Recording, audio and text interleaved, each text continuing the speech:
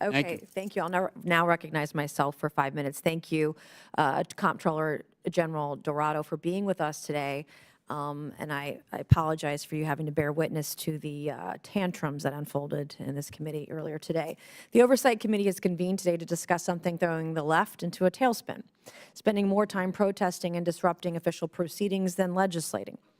All because we're talking about cutting waste, fraud, and abuse and government mismanagement. For decades, this wasn't a partisan issue.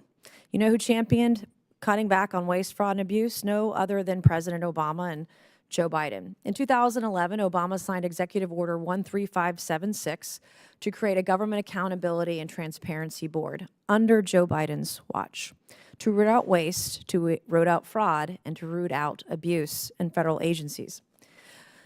Joe Biden himself even admitted back then, quote, cutting waste, fraud, and abuse has been something Washington has talked about for decades, but now more than ever, what the American people need is action, end quote. But now the left has done a complete 180, claiming cutting waste, fraud, and abuse is fascist. They say it's a threat to democracy.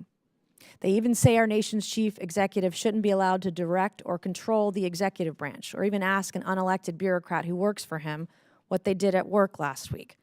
We just want to know, what are the top 5 things you did at the office? You should know in about 5 minutes. And if you can't answer that question, you probably shouldn't be employed by the federal government or any company or organization. I would never hire you. Their disruption has nothing to do with policy and everything to do with Trump derangement syndrome. And I fear that their disruption is pathological. It's about their need to oppose anything tied to President Trump. They'd rather protect bloated bureaucracy and light our tax dollars on fire than admit he was right. So I'll repeat, they have Trump derangement syndrome, and I fear this is terminal.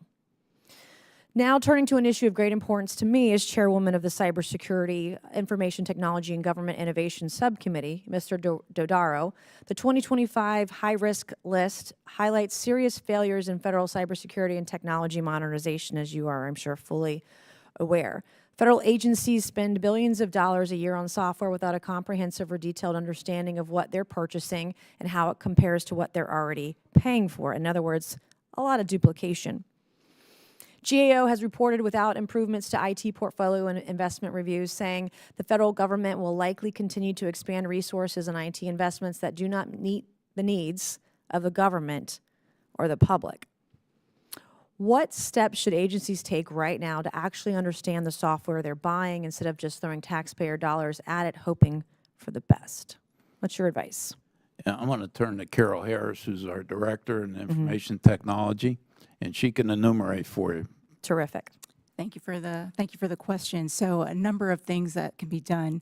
First of all, with regard to IT management, I mean, we have a major issue where we have $100 billion annually going to the IT budget across the federal government. 80% of that money is going towards sustaining old systems. So we have to tackle the legacy issues. How old are some of these systems? Some of these systems range, up to even like 50 years old. So they're old and they need to be. These are the legacy systems. These are right? correct. These are the legacy systems. What kind of technology were they coded with?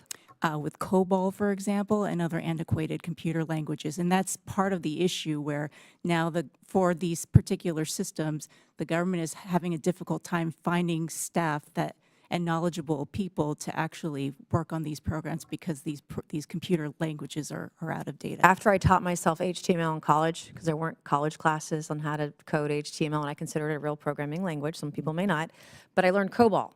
When I was back in 1999, I worked on Y2K stuff, and I mean, that was almost 26 years ago, 27 years ago when I did that. And the fact that we're still using it decades later. Real quickly, I only have 45 seconds left. What are some of the security and operational risks resulting from the last administration's failure to review and manage federal government IT? Well, when you take a look at those legacy systems, for example, because we're continuing to manage them, there are cybersecurity vulnerabilities associated with those, as well as the staffing challenges, as well as, just increased costs associated with maintaining these. So the security vulnerabilities in maintaining these old systems are very real, and we have to address them. And we've made multiple recommendations. We have 700 recommendations that are still open that need to be addressed immediately. And thank you both for your time today. I will yield back.